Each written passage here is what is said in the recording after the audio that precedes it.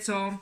Našla sam još jednu priču za vas. Zove se Gospođica Hopla, a ja se zovem Danica.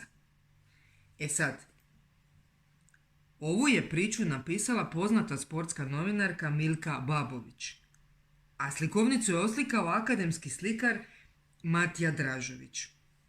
Ovo je iz projekta Olimpijske priče.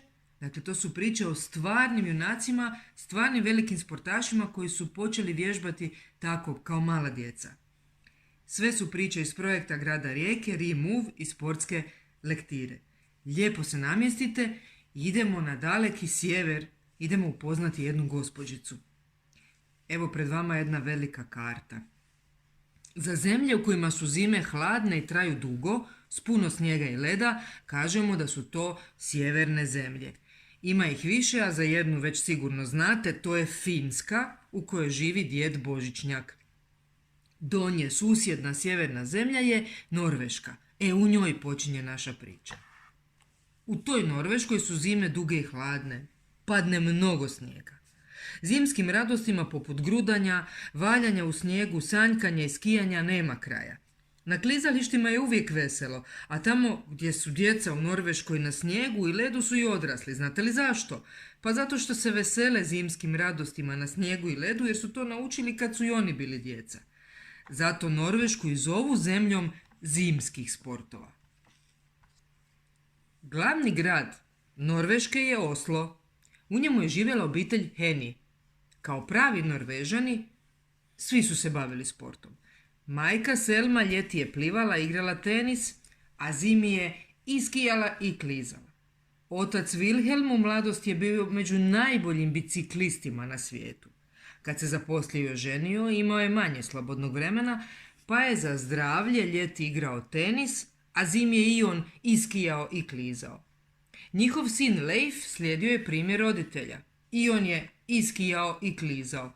Bilo mu je već 8 godina kad mu se jednoga proljetnog dana rodila sestra Sonja. Svi su u obitelji bili presretni. Sonja je brzo rasla.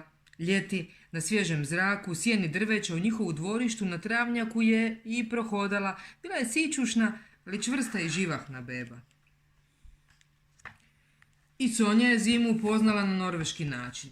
Stavana su je donijeli bratove sanjke. Bile su slične dječjim kolicima, samo nisu imale kotače. Te sanjke bile su i toplo podstavljene. U njih bi smjestili toplo odjevenu Sonju. Iz tople vunene kape virile su te živahne oči i crven nosić.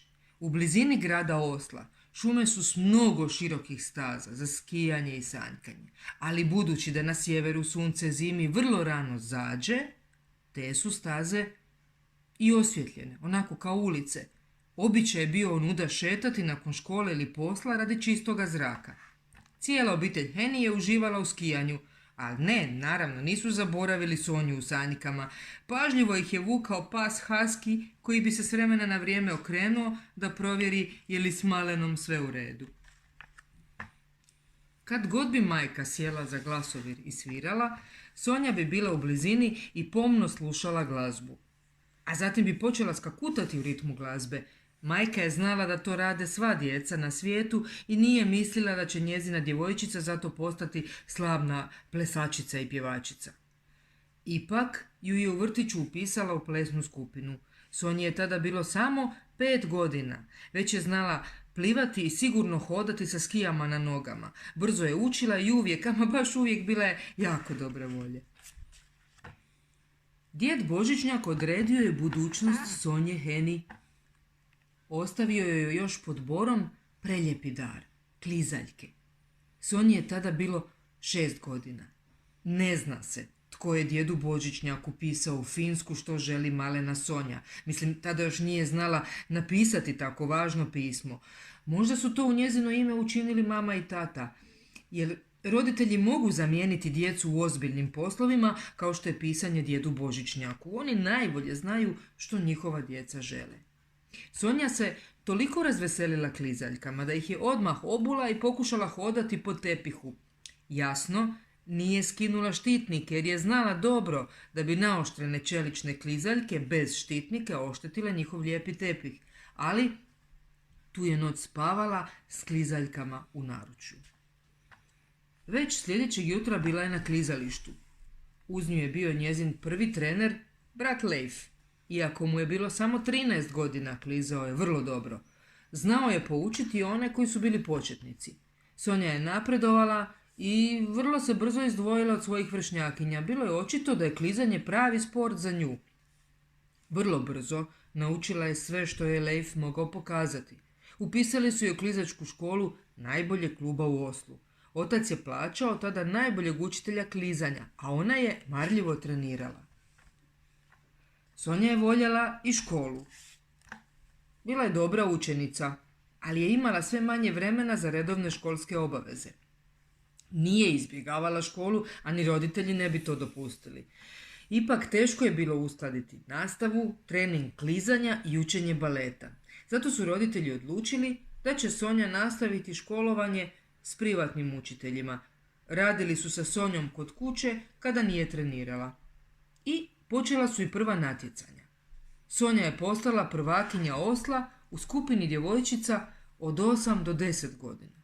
A vrlo brzo bila je i prvakinja kadetkinja, kako se naziva starija skupina djevojčica. Znalo se da je darovita, da voli klizanje, da se veseli svakom treningu i da zato napreduje. Ipak su se svi iznenadili kada je s nepunih 10 godina postala klizačka prvakinja Norveške. Zamislite, s nepunih 10 godina. I za nagradu je tada dobila posrebren nožić za papir ukrašen sedefom. Do kraja života nosila ga je uzase i kada je kasnije dobivala skuplje nagrade, ponavljala je da je taj skromni nožić za papir najdraži. Sad vam to moram pojasniti zašto. U to vrijeme ljudi su dobivali pisma, prava pisma od papira, papirnata u kuvertama i da bi se lakše otvarale koristio se taj mali nožić i zato je to Sonji bilo važno. I zahvaljujući baš toj djevojčici Sonji, norveške su novine počele pisati o klizanju i klizačicama. Sa svih strana su pozivali Sonju. Klizala je diljem Norveške. Majka je uvijek putovala s njom. Oduševljenju nije bilo kraja. U jednom gradiću priredili su i vatromet Sonji u čast. Zbog svog načina klizanja s puno skokova, što na ledu i nije baš jednostavno, dobila je nadimak loptica hopsica. Otac je znao da su natjecanja u jakoj konkurenciji i to pred sucima najbolja škola. Zato je Sonju prijavio za prve zimske olimpijske igre davne 1924. godine. Bilo joj je tek 12 godina. Bezbrižna i zaigrana, Sonja nije ni znala da se na olimpijskim igrama natječu najbolje klizačice svijeta. Kao i uvijek veselila se klizanju pred prepunim gledalištem. Jedino se malo čudila što je ona tamo jedina djevojčica. Pitala se tko su te odrasle klizačice. Pa sigurno su majke kad imaju tako duge suknje gotovo do gležnjeva i crne tople čarape poput moje majke kad kliže, mislila je. A te su odrasle klizačice mislile da je Sonja dijete koje se tamo zabavlja dok ne počne natjecanje.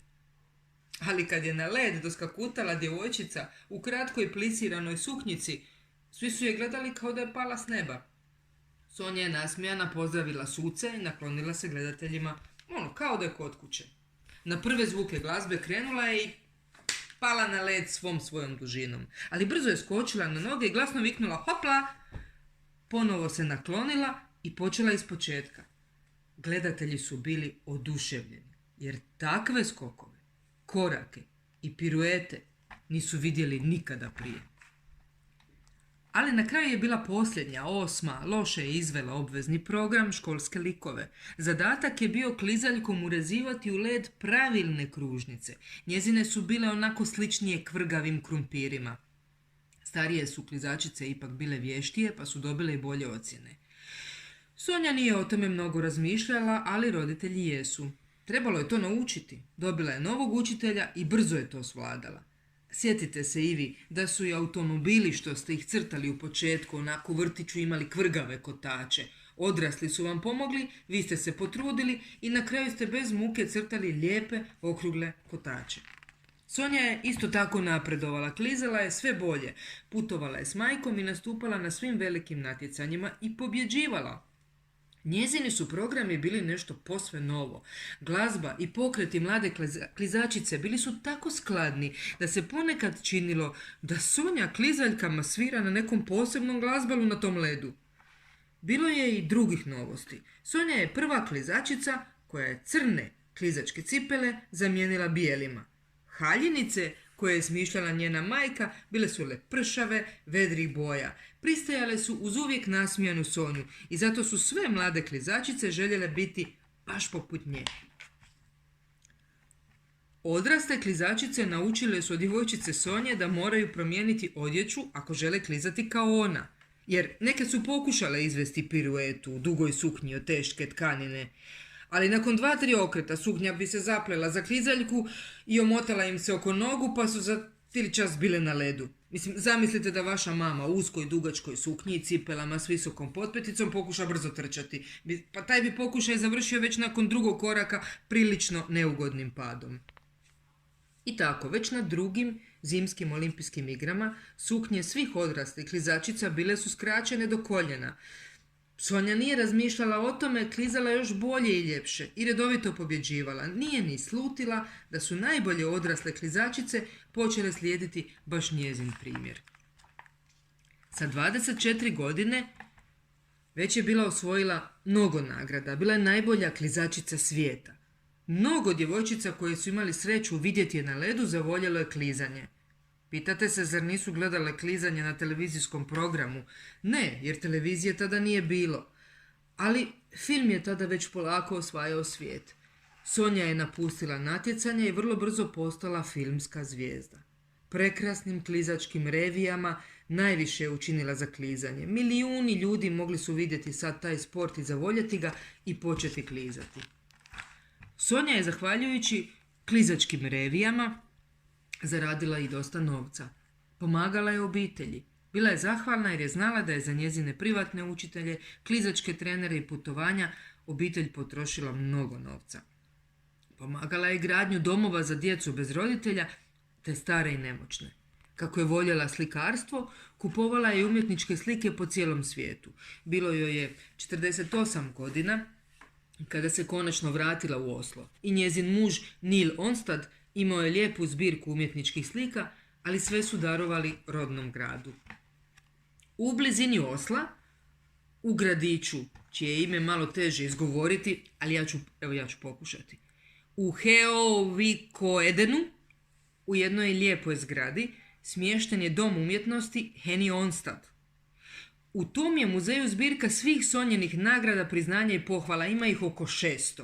Ondje su i onaj nožić za papir, koji je dobila kao mala djevojčica, te orden Svetog Olafa, kojim je odlikovao norveški kralj Hakon. Jedan je novinar jednog dana upitao kako se sve to u životu postigne. I Sonja je odgovorila: vrlo jednostavno, morate uporno raditi i učiti i baviti se sportom od malih nogu. Na kraju smo slikovnice na kojoj znate uvijek da na kraju vidite prave ove likove. Evo je Sonja Henny, nekada djevojčica, kasnije velika olimpijska pobjednica, velika junakinja i dan danas je ona u Norveškoj velika sportašica. A ja sad idem tražiti još jednu slikovnicu. Čujemo se drugi put.